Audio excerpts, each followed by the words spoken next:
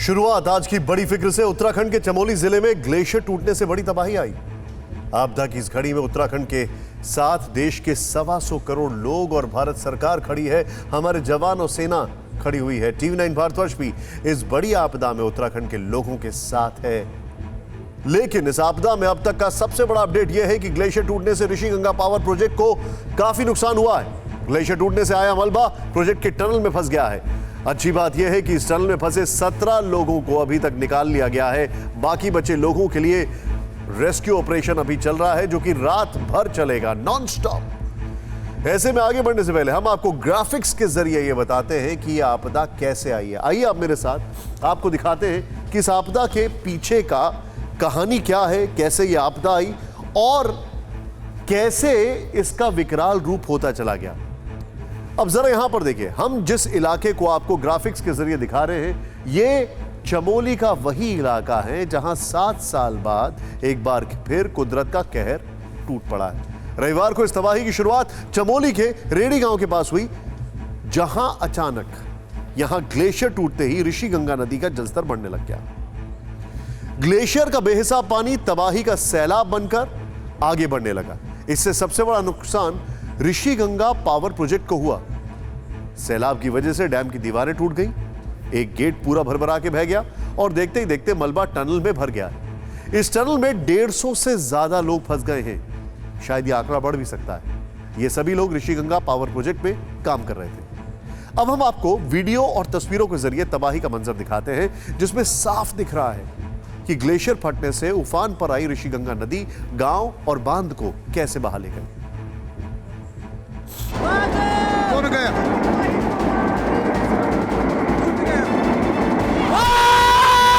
भागो! भागो! क्या खतरनाक आ रहा है ये। अरे जल्दी आओ, जल्दी आओ, जल्दी आ, जल्दी आ। अरे भागो!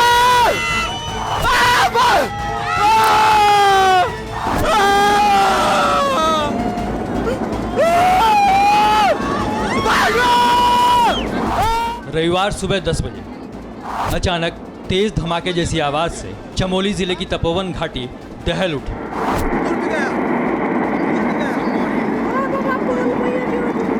ऊपर एक तरफ बदहवास लोगों के चीखने और रोने की आवाजें आने लगी। नीचे ऋषिगंगा नदी में उठ रहा प्रचंड भूचाल दिखने लगा। ऋषिगंगा नदी की सतह पर बर्फीला तूफान बरस रहा था, मानो बादल फटकर घाटी में गिरा और बर्फ के टुकड़े आसमान की तरफ उछल पड़े।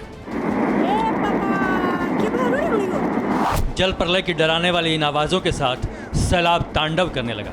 बांध को तोड़ते हुए पानी तेज रफ्तार में आगे बढ़ा और रास्ते में पड़ने वाले पुलों को बहा ले गया। कुछ ही मिनटों में तबाही का पानी ऋषिगंगा नदी के किनारे से होते हुए कई गांवों को अपनी चपेट में लेता गया। ओ भाई साहब!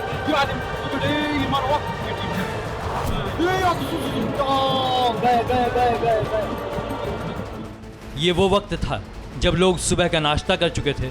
इन पहाड़ों में कोई खेतों की तरफ जाने की तैयारी कर रहा था तो कोई जोशीमठ जाने के लिए निकल रहा था। शुरुआत में किसी को कुछ समझ नहीं आया। सैलाब आने की इन्हें कोई जानकारी नहीं थी, लेकिन नदी में जलजला देखकर सबके होश उड़ गए। लोग हादसे की तस्वीरें देखते ही ठिठक गए।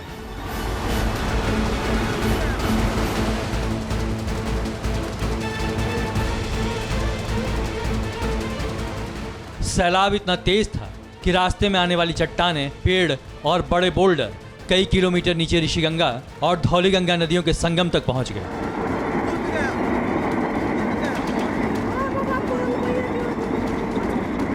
ये सब हुआ कैसे? कैसे चट्टानों को चीरकर, नदियों को फाड़कर सैलाब ने तबाही मचाई, ये हम बताएंगे। मगर उससे पहले जानिए कहां से जल प्रलय शुरू हुआ। जगह जोशीमठ, जिला चमोली, उत्तराखंड। जोशीमठ के रणी गांव के नीति घाटी में ग्लेशियर टूटा। यहां से बेहिसाब पानी का प्रवाह निकला और ऋषिगंगा नदी से होते हुए डैम पर कहर की तरह टूट पड़ा। ऋषिगंगा नदी में गिरे ग्लेशियर ने सबसे पहले वहां के टनल को नुकसान पहुंचाया और फिर पूरे प्रोजेक्ट को। टनल का मलबा बांध में गिरा तो अचानक दीवारें भी ध्वस्त हो गईं। डैम पूरी तरह तबाह हो गया। ऋषिगंगा बिजली प्रोजेक्ट ही बह गया। जिस समय यहां सैलाब नजर आया तब नदी में बन रहे बांध के बीचों बीच मजदूर काम कर रहे थे। गांव के कुछ परिवारों के खेत नदी के किनारे हैं, वो लोग अपने खेतों में ही थे। गांव वालों ने ऊंचाई पर जाकर शोर मचाया, चीखा, चिल्लाया, रोया, लेकिन सब बेकार रहा।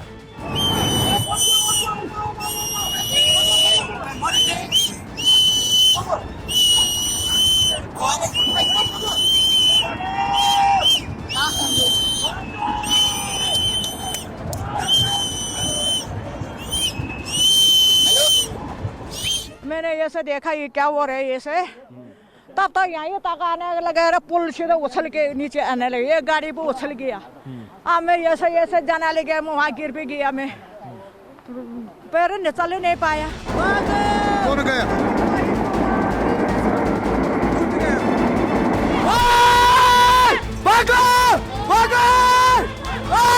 बहुत बड़ी तबाही इस समय हो रही है, इसलिए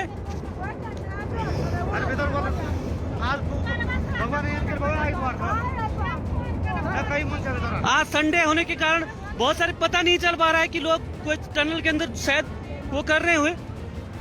कृपया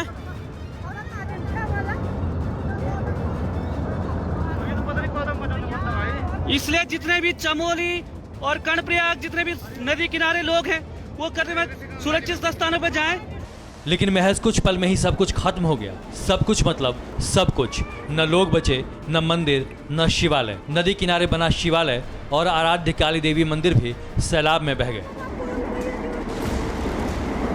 बाहर मंदिर तो नहीं डूब गया? हाँ? मंदिर जो हमारे लड़के थे जवान लोग, एक का तो छुट्टी था, एक बेचारा बह के चले गया, एक बूढ़ी माता थी बकरी के साथ, वो भी चले गई। क्या खतरनाक आ रहा है ये। जैसे जैसे हाहाकारी पानी आगे बढ़ रहा था, आसपास के गांव वालों को अलर्ट करने के लिए लोग ऊंचाई वाले स्थानों पर जाकर शोर मचाने लगे, फेसबुक लाइव करने लगे। लेकिन सैलाब की रफ्तार उनकी आवाज़ से ज़्यादा तेज, डरावनी और तबाही मचाने वाली थी। मित्रों, इस समय मैं तपोवन में हूँ। इस समय बहुत खतरनाक, यहाँ से ऊपर से वो ताल टूटा हुआ है, जो इस समय इस नदी को क्या बोलते हैं, विष्णुप्रयाग धौली गंगा जो है तबाही मचा रही है। नीचे जहाँ तक भी नजर पड़ रही है, चमोली, कर्णप्रयाग, श्रीनगर तक, सभी दोस्तों से अनुरोध है, सभी मित्रों से अनुरोध है, कृपया बच के रहे, क्योंकि यहाँ पर भयंकर जो है तपोवन से ऊपर से पूरा नदी फट गई है, पूरा कोई ताल फटा है ऊपर से, जो भयंकर तरीके से इस समय स्थिति बहुत खराब हो रही है। क्या खतरनाक आ रहा है ये। अरे जल्दी आ। जैसे अंदर से बाहर आए देखा तो वहाँ से पूरा वो आराम पत्थर और मट्टी के साथ सारा। हमारा बच्चा भी यहाँ काम करता, कल पता नहीं किसने बचा दिया, वो घर ही में रह गया। महज आधे घंटे पहले जोशीमठ से 23 किलोमीटर आगे मलारी बॉर्डर पर हाईवे से लगा हुआ रानी गांव सबसे पहले ग्लेशियर फटने का शिकार हुआ, लेकिन आधे घंटे में ही इसने पूरी घाटी में तबाही मचा दी।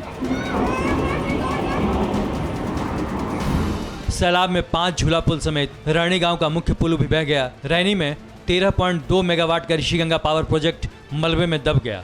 इस प्रोजेक्ट का बैराज, टनल, स्टाफ क्वार्टर और मशीनें सैलाब की भेंट चढ़ गईं। कुदरत के कहर की खबर से देहरादून से लेकर दिल्ली तक हड़कंप मच गया। पूरा सिस्टम एक पैर पर खड़ा हो गया। जिंदगी बचाने की जद्दोजहद शुरू हो गई। जमीन से आसमान तक लोगों की सांसों को महफूज रखने का ऑपरेशन शुरू किया गया।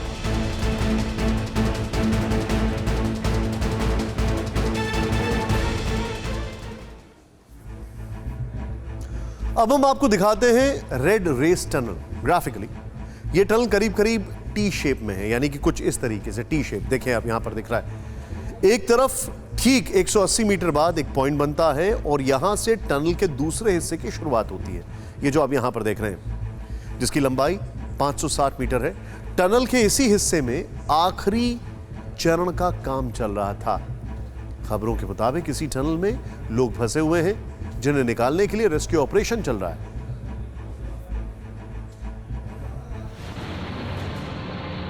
ये तपोवन में टनल के अंदर की पहली तस्वीर है, जहां कई जिंदगियां तबाह हो गईं। सैकड़ों मजदूर सैलाब के भारी भरकम गाद में दब गए। कल से ही रेस्क्यू ऑपरेशन जारी है। तलाश की जा रही है कि वो कहां है। ये तस्वीर तपोवन इलाके में एनटीपीसी प्रोजेक्ट का है, जिसे चमोली हादसे में सबसे ज्यादा नुकसान पहुंचा। गाद वाले सैलाब आने के बाद यहां 2 टनल में लोग फंस गए। पहली टनल से 16 लोगों को रविवार को ही रेस्क्यू कर लिया गया। अब करीब 2.5 किलोमीटर लंबी दूसरी सुरंग में रेस्क्यू ऑपरेशन चल रहा है। पूरा का पूरा 100 मीटर के आसपास तक डिगिंग हो चुकी है। 180 मीटर तक अगर हो जाएगी तो यहाँ पे एक टी जंक्शन है। मैं एक बार तस्वीरों के जरिए आपको समझाना चाहूँगा कि इस टनल की अगर बात करें तो इस टनल में जब आप अंदर जाएंगी तो एक टी जंक्शन है।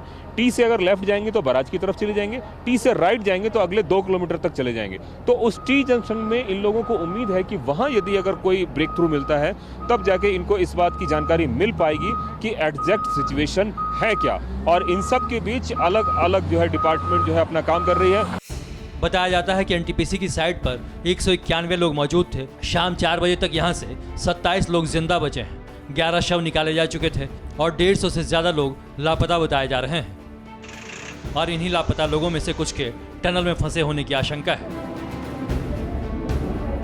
जब तक हम वहाँ तक पहुँचेंगे नहीं, जो कि तकरीबन 1.8 मतलब 1800 मीटर के करीब दूर पे है, 180 मीटर की दूरी पे है, वहाँ पहुँचना मुश्किल हो रहा है। जब तक नहीं पहुँचेंगे तब तक हम कुछ नहीं बता सकते।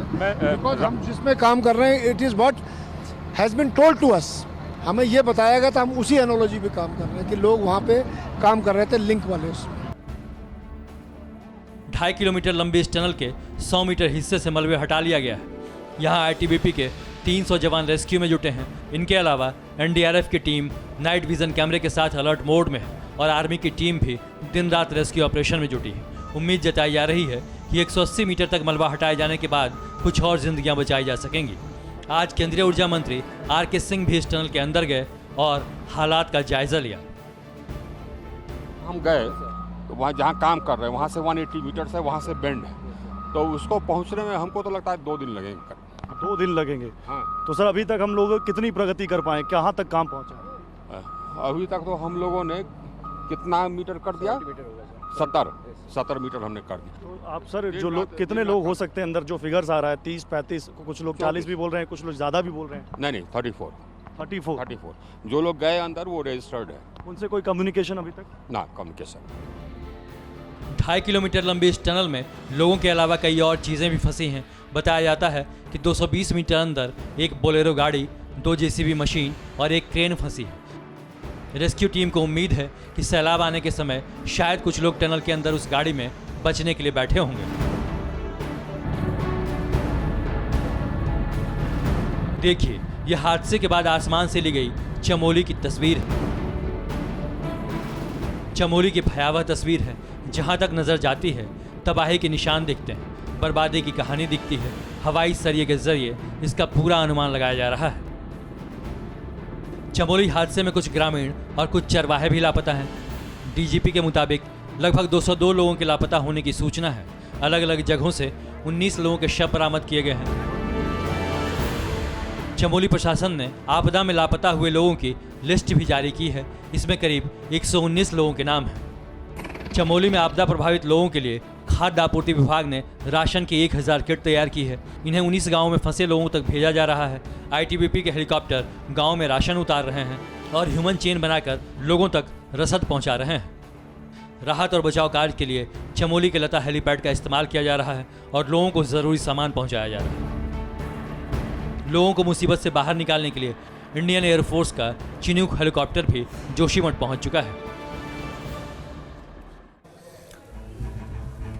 कुछ चीजें जो आपको नहीं पता है वो है ऐसे ही है कि हमारे सहयोगी कुमार कुंदन, जिनको आप बीच बीच में देख रहे थे, रात भर वो ट्रैक करके वहां पर पहुंचे हैं। और जो प्राकृतिक आपदा आई थी, अगर आपको याद होगा, केदारनाथ में, उसको भी उन्होंने कवर किया था और नॉन स्टॉप वहां से रिपोर्टिंग कर रहे हैं। पूरी टीम TV9 की नॉन स्टॉप वहां से आपके सामने एक एक खबर लेकर आ रही है। पूरे देश की नजर उत्तराखंड के तपोवन में चल रहे देश के सबसे बड़े और सबसे मुश्किल रेस्क्यू ऑपरेशन पर टिकी हुई है। एक और कुदरत का क्रोध है तो दूसरी ओर जिंदगी बचाने का अटल इरादा, जिद है। 130 करोड़ हिंदुस्तानियों की दुआएं ताकि जल्द से जल्द ऑपरेशन टनल में कामयाबी मिले, इसके लिए जोर शोर से रेस्क्यू ऑपरेशन जारी है। TV9 भारतवर्ष की टीमें भी लगातार मौके पर मौजूद है। हमारे संवाददाता ग्राउंड जीरो पर डटे हुए हैं, पल पल की रिपोर्ट भेज रहे हैं और इन रिपोर्ट्स में तपोवन में मची तबाही के निशान साफ दिखाई दे रहे हैं।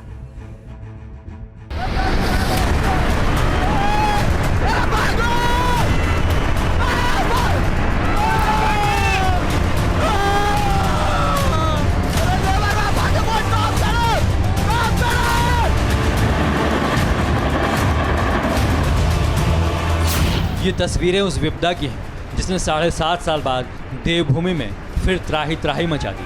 पानी के प्रचंड प्रहार ने कैसे चट्टानों को चीर दिया और फिर कैसे सैलाब ने चमोली में तपोवन के जर्रे जर्रे में तबाही मचा दी। ये जानने और समझने के लिए TV9 भारतवर्ष की टीम लगातार ग्राउंड जीरो पर मौजूद है। तबाही की जो तस्वीरें कल सामने आई, जहाँ जहाँ से सैलाब गुजरा, ठीक उसी जगह TV9 भारतवर्ष की टीम पहुंची और तबाही के निशानों को कैमरे में कैद किया। TV9 भारतवर्ष की टीम तपोवन के उस जगह पे मौजूद है जहां पे तबाही का सबसे भयावह तस्वीर आपको दिखेगा। जी हाँ, सबसे पहले आप देखिए सामने का बराज। आप बराज में देखेंगे कि बराज पूरी तरीके से एक तरीके से खत्म हो गया है, टूट गया है। पानी का प्रवाह इतना तेज था कि बराज के बड़े मोटी दीवारों को भी पानी ने एकदम पूरी तरीके से तोड़ दिया है और तोड़ते हुए पानी जो है सीधा आगे की ओर निकली और उसके बाद जो भी कुछ दिखा सामने में उस सब कुछ को तोड़ ताड़ करते हुए, नेस्तो नाबूद करते हुए फिर वो आगे की ओर ये जल प्रवाह बढ़ा है। ये नंदा देवी की वो चोटियां हैं जहां के ग्लेशियर से तबाही का सैलाब आया और उसके रास्ते में जो कुछ भी आया सबको तहस नहस कर दिया। ठीक मेरे पीछे ये जो आप पहाड़ी देख रहे हैं, इस पहाड़ी में ग्लेशियर फटा था और उसके बाद जो सैलाब है वो इस वैली में आया था। और ठीक यहाँ इस वैली में पीछे आप जो देख रहे हैं कैमरे की नज़र से, यहाँ पर श्री गंगा प्रोजेक्ट था जो कि पूरी तरीके से ध्वस्त हो चुका है। इतना मलबा आया कि हाइड्रो पावर प्लांट के लिए बनी टनल को कब्र बना दिया। TV9 भारतवर्ष आपको ये समझाने की कोशिश कर रहा है कि टनल के अंदर आखिरकार मजदूर या फिर अधिकारी फंसे तो फंसे कैसे। सामने जो बराज है, बराज के पास जब पानी आया तो पानी आने के बाद बराज को उसने तोड़ दिया पूरी तरीके से और पानी वहां से दो हिस्सों में निकला। एक हिस्सों में जो निकला वो टनल का एक हिस्सा जिस हिस्से में हम खड़े हैं और दूसरा हिस्सा जो टनल के दूसरी तरफ है, और दोनों हिस्सों में जो है वो बराज का पानी और गाद अंदर घुसा। तो इस तरीके से यहाँ पे जो अंदर में फंसे हुए थे वो बिल्कुल फंसे रह गए। ग्लेशियर टूटने से धौली गंगा नदी ने इतना विकराल रूप धारण कर लिया था कि उसकी धारा के आगे बैराज के कंक्रीट के खंभे और दीवारें धरी की धरी रह गईं। जैसे जैसे पानी आगे बढ़ा, पीछे बर्बादी के मलबे की मीनार बनती गई। अब इन तस्वीरों को देखिए, ये वो बैराज है जिसे तोड़ते हुए मलबे का सैलाब आया और टनल में घुस गया। हर तरफ मलबा दिखाई दे रहा है और उसी मलबे में बैराज पूरी तरह दब गया है। सबसे ज़्यादा तबाही हुई है और इस वक्त ठीक उस बैराज की तस्वीर मैं आपको दिखाना चाहूँगा। अब आप देखिए गाद कितना ज़्यादा आया है, जो स्लेजिंग है वो बैराज के ऊपर तक जमी हुई है मिट्टी। ये बताने के लिए काफ़ी है कि जिस तेज़ी में पानी आया और उसके ऊपर से गाद आया, ये ऊंचाई अगर हम बात करें तकरीबन तो 15 फुट से ऊपर की ऊंचाई है और इतना ज़्यादा पानी आया है कि ये पूरा का पूरा बैराज को एक तरह से तोड़ दिया है। जो बैराज का पूरा हिस्सा है वो तबाह हो चुका है और अब सिर्फ और सिर्फ यहाँ पे एक ढांचा ही रह गया है। तबाही का ये मंजर करीब 15 किलोमीटर के इलाके में दिख रहा है। जल प्रलय के निशान तपोवन से लेकर रेणी गांव तक पूरे इलाके में चप्पे चप्पे पर फैले हुए हैं। तपोवन में टॉप एंगल शॉट्स के जरिए आपको दिखाना चाहूँगा कि किस तरीके से बैराज को नुकसान पहुँचा है और किस तरीके से कितना ज़्यादा जो है यहाँ पे तबाही हुई है। मैं एक बताना चाहूँगा कि ये तबाही का मंजर बैराज से शुरू होकर और ये आगे रेणी गांव तक जाता है। और एक बार कैमरा पर्सन मदन को बोलूँगा कि ज़रा दिखाएं कि नदी के बीच में कितना ज़्यादा गाद जमा हुआ है और किस तरीके से यहाँ पे जितनी तेज बहाव के साथ सब कुछ हुआ उसकी वजह से 4 व्हीलर तक जो है वो नदी में बहता हुआ दिख रहा है और गाद में अभी फंसा हुआ दिख रहा है। कल सैलाब ने रेणी गांव के पास एक पुल को तिनके की तरह बहा दिया था। ये वीडियो उसी का है जिसे आसपास के लोगों ने मोबाइल में कैद किया था। TV9 भारतवर्ष की टीम भी उस जगह पहुंची जहां कल तक एक पुल था, लेकिन अब सिर्फ उसके अवशेष हैं। रेणी गांव के पास मौजूद हैं और ये वो जगह है जिसका संपर्क पूरे हिंदुस्तान से टूट गया है। यहाँ से अगर आप आगे जाएंगे तो आपको नीति गांव भी है जो हिंदुस्तान का आखिरी गांव है। वहाँ के बाद चीन की सीमा शुरू हो जाती है। दरअसल कर जब आपदा आई तो आपदा के बाद ये पूरा गांव जो है एक पुल से जुड़ा हुआ था और यही सड़क आगे चलकर नीति गांव तक जाती है और ये पूरा का पूरा इलाका तबाह हो गया। तबाही का मंजर जो है ये आप देख सकते हैं। हमने और आपने प्रकृति के जिस प्रकोप को मोबाइल फ़ोन या टेलीविज़न पर देखा और सिहर उठे, ज़रा सोचिए उसे साक्षात देखने वालों का क्या हाल हुआ होगा। कैसे काल बन चुकी जलधारा से वो बचे होंगे। मैं यहाँ पर गोबर डालना है ना, वहाँ पर वो स्कूल के बगल में धूप की पेड़ नहीं है वहाँ उस बग में। अब मैंने बोला थोड़ा यहाँ पर धूप सेकेंगे, गोबर गिराया मैंने, और तब तक वहाँ आवाज आ गया। मैंने ऐसे देखा ये क्या हो रहा है ऐसे, तब तक यहाँ तक आने लगे, पुल सीधे उछल के नीचे आने लगे, एक गाड़ी पे उछल गया। अब मैं ऐसे ऐसे जाना ले गया, मैं वहाँ गिर भी गया, मैं पैर चल ही नहीं पाया। और तुम चिल्लाया मैं कि भगो भगो भगो, चलो चलो ऊपर चलो, यहाँ टूटने वाला है। अब पूरा आ गया। सुना आपने, जब प्रकृति ने आंखें टेढ़ी की तो कैसे पहाड़ और इंसान सब कांप उठे। चंद सेकंड में सैलाब ने सब कुछ मिटाकर रख दिया। रणी से जोशीमठ के बीच धौलीगंगा के किनारे हर चीज नस्त नाबूद हो गई है।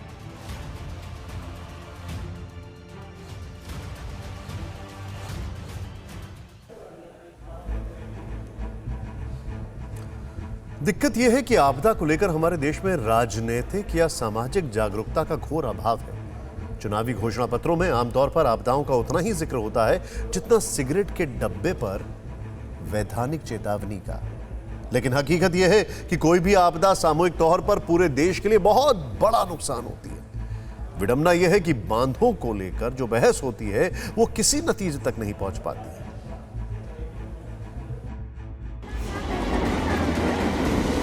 उत्तराखंड की इस आपदा को लेकर पूर्व केंद्रीय मंत्री उमा भारती का एक बयान चर्चा में है। उन्होंने ट्वीट करके कहा है कि जब वो मंत्री थीं, तब उन्होंने अपने मंत्रालय की तरफ से उत्तराखंड के बांधों के बारे में जो एफिडेविट दिया था, उसमें यही आग्रह किया था कि हिमालय एक बहुत संवेदनशील स्थान है, इसलिए गंगा और उसकी मुख्य सहायक नदियों पर पावर प्रोजेक्ट नहीं बनने चाहिए। दरअसल ये वर्ष 2016 की बात है। उमा भारती तब जल संसाधन, नदी विकास और गंगा संरक्षण मंत्री थीं। लेकिन ये बहस बहुत पुरानी है कि आखिर बांध बनाए जाने चाहिए या नहीं। हमने आप तक सही जानकारी पहुंचाने के लिए आज इस विषय के कई जानकारों से बात की तो निष्कर्ष ये निकला कि बिना प्लानिंग के ढेर सारे बांध बनाना खतरनाक तो है, लेकिन बांध के बिना विकास की कल्पना भी असंभव है। इसलिए विकास बनाम विनाश की इस लड़ाई में बीच का संतुलित रास्ता तय करना जरूरी है। सबसे पहले ये समझिए कि बांध क्या होता है। जैसा कि नाम से स्पष्ट है, नदियों को बांधकर उनके पानी को रोकने के लिए बांध बनाया जाता है। अंग्रेजी में इसी को डैम कहा जाता है। जैसा कि हमने आपको बताया, चमोली में धौलीगंगा और ऋषिगंगा नदी के संगम पर एक ऐसा ही बांध बना हुआ था जो कि इस आपदा में टूट गया। बांध बनाने के दो फायदे होते हैं। पहला फायदा ये कि बांध की मदद से दूर दराज के उन इलाकों में पानी भेज दिया जाता है जहां प्राकृतिक रूप से पानी नहीं पहुंच पाता है। खेतों तक नहरों के जरिए पहुंचने वाला पानी इसका उदाहरण है। दूसरा फायदा ये कि बांध से बिजली का उत्पादन होता है। नदियों के बहाव में बहुत ताकत होती है। तेज धारा की ऊर्जा से टरबाइन चलाए जाते हैं और बिजली पैदा की जाती है। आज दुनिया में करीब 20% बिजली का उत्पादन बांधों से ही हो रहा है। ऋषिगंगा पावर प्रोजेक्ट के जरिए भी 63,520 मेगावाट बिजली बनाने का लक्ष्य रखा गया था। दावा तो ये भी था कि यहाँ से बनने वाली बिजली दिल्ली और हरियाणा तक सप्लाई की जाएगी। लेकिन बांधों के जब इतने फायदे हैं तो इनका विरोध क्यों होता है? इसके लिए फिर से उमा भारती की बात पर लौटते हैं। खुद केंद्र सरकार का जल संसाधन मंत्रालय 6 साल पहले सुप्रीम कोर्ट में कह चुका है कि उत्तराखंड में गंगा पर कोई भी नया पावर प्रोजेक्ट पर्यावरण के लिए खतरा है। लेकिन इसी मामले में पर्यावरण और ऊर्जा मंत्रालय ने अपने हलफनामे में कहा था कि बांध बनाना खतरनाक नहीं है। तर्क ये दिया गया कि नदियों में 1000 क्यूसेक पानी का ई फ्लो बनाए रखा जाए तो बांध बनाए जा सकते हैं। ई फ्लो का मतलब होता है एनवायरमेंटल फ्लो।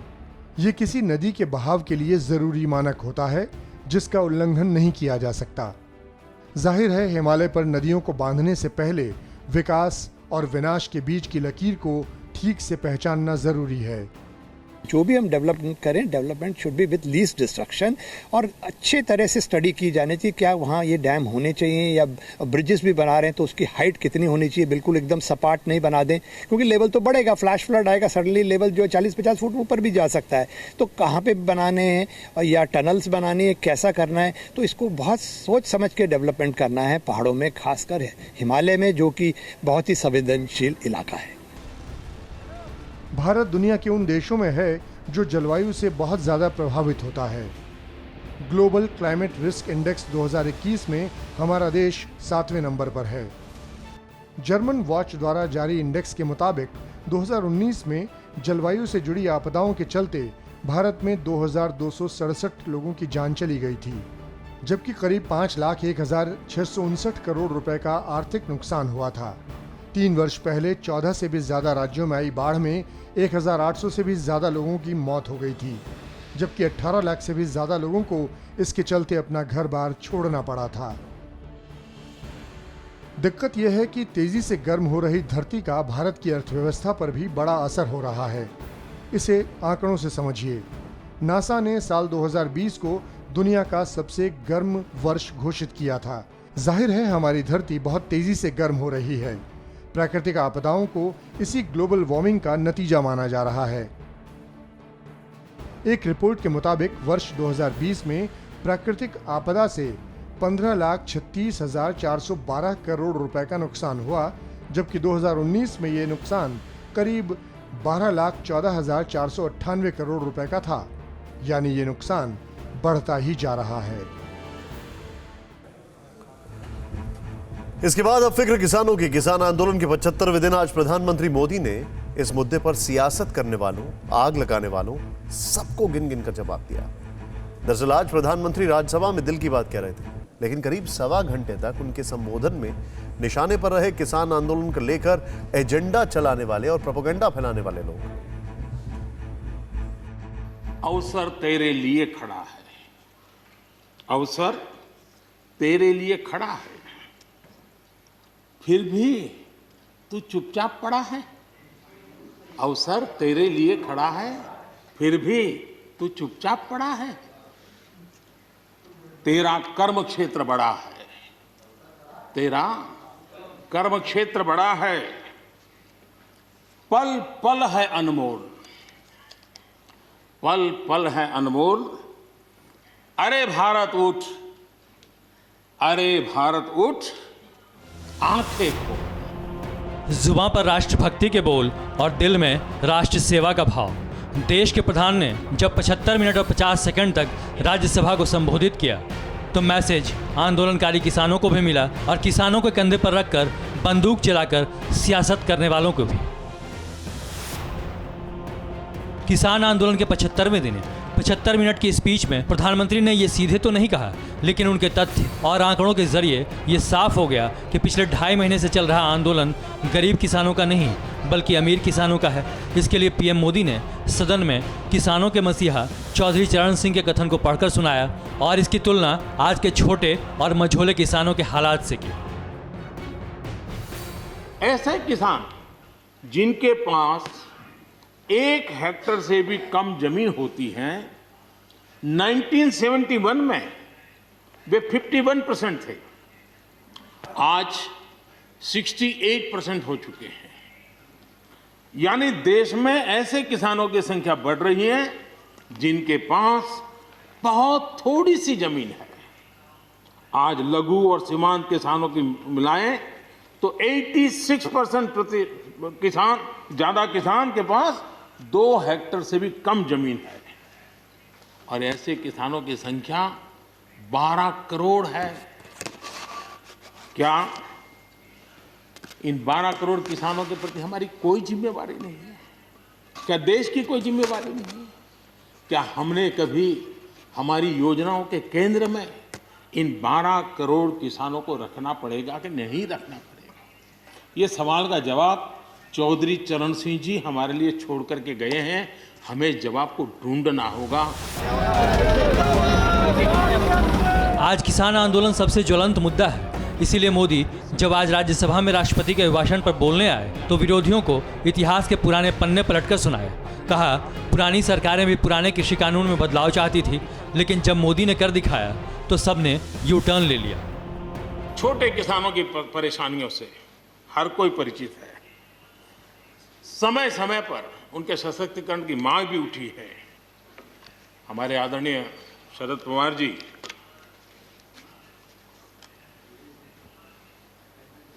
और कांग्रेस के भी हर किसी ने, हर सरकार ने कृषि सुधारों की वकालत की है। कोई पीछे नहीं है, क्योंकि हर एक को लगता है कर पाए नहीं कर पाए अलग बात है, लेकिन ये होना चाहिए, ये बात हर एक की निकली हुई है। और आज नहीं, जब भी जो जहां थे सबने की हुई है। आदरणीय मनमोहन सिंह जी ने किसान को उपज बेचने की आजादी दिलाने, भारत को एक कृषि बाजार दिलाने के संबंध में अपना इरादा व्यक्त किया था, और वो काम हम कर रहे हैं। और मुझे आप लोगों को गर्व होना चाहिए कि देखिए, मनमोहन सिंह जी ने कहा था, वो मोदी को करना पड़ रहा है। गर्व कीजिए। नए कानून को लेकर आज प्रधानमंत्री ने किसानों, सियासतदान और देश के 130 करोड़ लोगों के संदेह को दूर करने का संदेश दिया। पीएम ने सदन की मर्यादा और पवित्रता के साथ दोहराया कि एमएसपी है, था और रहेगा। मंडियों को मजबूत किया जा रहा है। जिन 80 करोड़ लोगों को सस्ते में राशन दिया जाता है, वो भी जारी रहेगा। जिन 80 करोड़ से अधिक लोगों को सस्ते में राशन दिया जाता है, वो भी कंटिन्यू रहेगा। इसलिए मेहरबानी करके भ्रम फैलाने के काम में हम न जुड़े, क्योंकि हमको देश ने एक विशिष्ट जिम्मेवारी दी है। किसानों की आय बढ़ाने के जो दूसरे उपाय हैं, उन पर भी हमें बल देने की जरूरत है। हमने पिछले शुक्रवार को ही बताया था कि कैसे देश में पहली बार आज़ादी मिलने पर घमासान मचा है। 60 करोड़ किसान, मतलब देश की करीब आधी आबादी को कानून बनाकर उपजाने, बेचने, खरीदने और स्टोर करने हर तरह की आज़ादी दी गई। इतने के बाद भी लोगों को ये रास नहीं आ रहा, इसीलिए देश से लेकर विदेशों तक इसका विरोध हो रहा है। पिछले ही हफ्ते आपने देखा कि किसानों के समर्थन में कई विदेशी सेलिब्रिटीज़ ने ट्वीट किए थे, जिन पर देश में खूब बहस भी हुई। कुछ मीडिया रिपोर्ट्स में ये दावा किया गया कि इन ट्वीट के पीछे खालिस्तानी संगठन हैं, जिन्होंने इन्फ्लुएंस मार्केटिंग के जरिए ऐसे ट्वीट्स करवाए। ग्रेटा थनबर्ग के ट्वीट में तो 26 जनवरी हिंसा का पूरा ब्लूप्रिंट था। मोदी ने ऐसी विदेशी साजिश की भी धज्जियाँ उड़ाई, और वो भी अपने अंदाज में। देश प्रगति कर रहा है, हम एफडीआई की बात कर रहे हैं, फॉरेन डायरेक्ट इन्वेस्टमेंट। लेकिन मैं देख रहा हूँ इन दिनों एक नया एफडीआई मैदान में आया है। ये नए एफडीआई से देश को बचाना है जी। एफडीआई चाहिए, फॉरेन डायरेक्ट इन्वेस्टमेंट, लेकिन ये जो नया एफडीआई नजर का आ रहा है, ये नए एफडीआई से जरूर बचना होगा। और ये नया एफडीआई है foreign direct destructive ideology, foreign destructive ideology. PM Modi किसान आंदोलन पर पूरी रिसर्च के साथ सदन में आए थे। मोदी को पता है कि कैसे किसान आंदोलन को एक धर्म विषय से जोड़कर देश का माहौल बिगाड़ने की साजिश रची जा रही है। मोदी ने अपनी स्पीच में ऐसी देश विरोधी सोच को एक्सपोज कर दिया। कुछ लोग हमारे खास करके पंजाब के, खास करके सिख भाइयों के दिमाग में गलत चीजें भरने में लगे हैं। ये देश हर सिख के लिए गर्व करता है।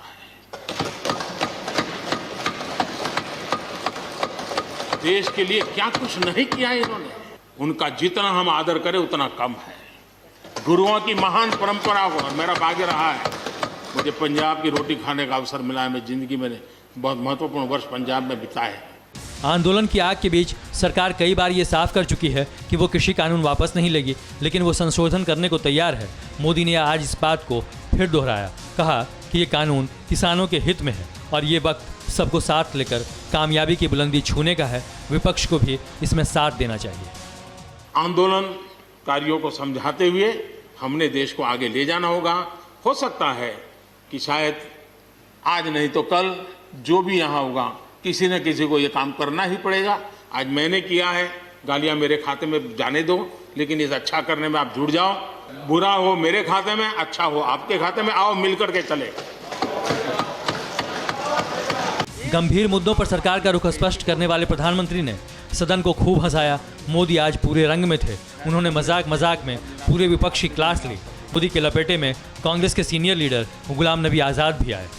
जम्मू कश्मीर आत्मनिर्भर बनेगा उस दिशा में हमारा, वहाँ पंचायत के चुनाव हुए, बीडीसी के चुनाव हुए, डीडीसी के चुनाव हुए और इन सब की सराहना गुलाम नबी जी ने की है। इस प्रशंसा के लिए मैं आपका बहुत आभारी हूँ। लेकिन मुझे डर लगता है, मुझे विश्वास है कि आपकी पार्टी वाले इसको उचित स्पिरिट में लेंगे।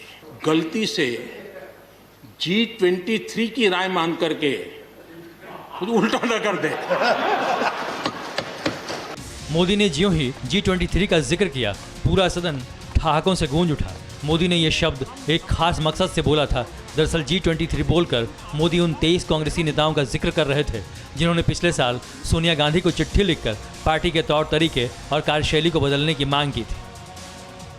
जब अच्छे सुझाव आते हैं तो अच्छे सुधार भी आते हैं और सरकार भी अच्छे सुझावों को, और सिर्फ हमारी नहीं, हर सरकार ने अच्छे सुझावों को स्वीकार किया। यही तो लोकतंत्र की परंपरा है। और इसलिए अच्छा करने के लिए अच्छे सुझावों के साथ, अच्छे सुधारों की तैयारी के साथ हम सबको आगे बढ़ना चाहिए। मैं आप सबको निमंत्रण देता हूं। मतलब किसान आंदोलन के 75वें दिन 75 मिनट के भाषण से मोदी ने विरोधियों को हर तरह से मैसेज देने की कोशिश की और ये भी याद दिलाया कि जब शास्त्री जी ने कृषि सुधार किए थे तब उन्हें भी मुश्किलों का सामना करना पड़ा था। इसलिए मुश्किलों से घबराना नहीं है, साथ मिलकर किसानों की बेहतरी के लिए जुट जाना है। ये सारी चीजों ने किसानों के आंदोलन को लेकर अब इंटरनेशनल लेवल पर पानी की तरह पैसा बहाया जाने लगा है। यह बात अलग है कि किसान आंदोलन के नाम पर जितना पैसा उड़ाया जा रहा है उससे करोड़ों किसान परिवारों की किस्मत बदली जा सकती है। यह 40 सेकंड का एक विज्ञापन है जिसमें भारत के किसान आंदोलन का समर्थन किया गया है और कृषि कानूनों को वापस लेने की मांग की गई। इस विज्ञापन को अमेरिका के लोकप्रिय फुटबॉल सुपर बोल लीग के दौरान चलाया गया। रिपोर्ट्स के मुताबिक इस लीग में एक विज्ञापन की कीमत बाकी खेलों की तुलना में सबसे ज्यादा होती है। चंद सेकंड के विज्ञापन के लिए 36 से 44 करोड़ रुपए तक देने पड़ते हैं। यानी अब विदेशों में भी भारत के किसान और ट्रैक्टर दिख रहे हैं। इससे पहले रिहाना, मियां खलीफा और ग्रेटा थनबर्ग समेत कईयों ने किसान आंदोलन पर टिप्पणी की थी और अब ये सबसे महंगे स्लॉट में एक विज्ञापन के तौर पर जगह पा रहा है। इतना पैसा कहां से आ रहा है और इतना पैसा कौन लगा रहा है, ये सवाल बनता है कि नहीं। अब देखते हैं फिक्र हेडलाइंस।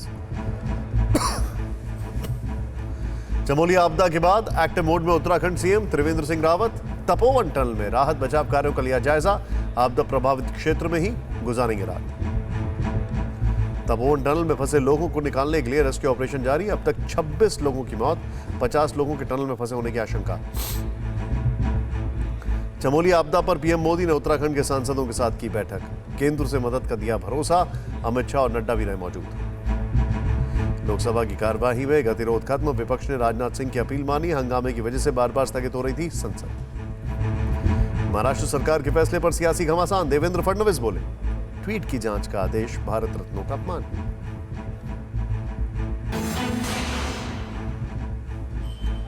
और अब देखते हैं जो है सो है।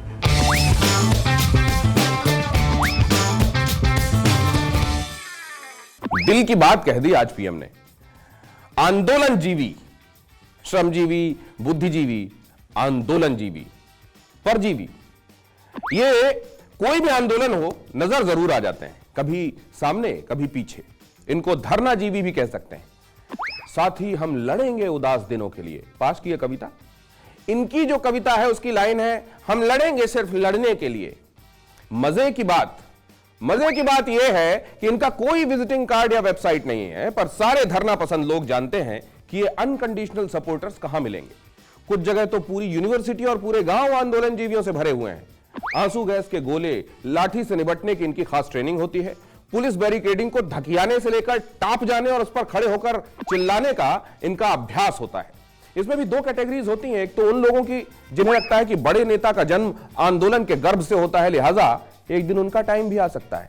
दूसरे वो जो बड़े सरल स्वभाव के होते हैं, निर्विकार भाव से एमए का 2 साल का कोर्स हॉस्टल एकोमोडेशन के चक्कर में 10 साल लगाकर करते हैं और बाबा जी की बूटी और बोतल भर से प्रसन्न होकर किसी भी क्लाइंट को सेवाएं देने पहुंच जाते हैं। खास बात यह है कि मिशन के पहले और उसके बाद इनमें से कई का आपस में कोई संपर्क नहीं रहता। और हां, इनकी कोई ब्रांच भी नहीं है, बाकी तो जो है सो है। न्यूज़ टॉप 9 रोज सुबह 7 बजे और शाम 7 बजे सिर्फ TV9 भारतवर्ष पर।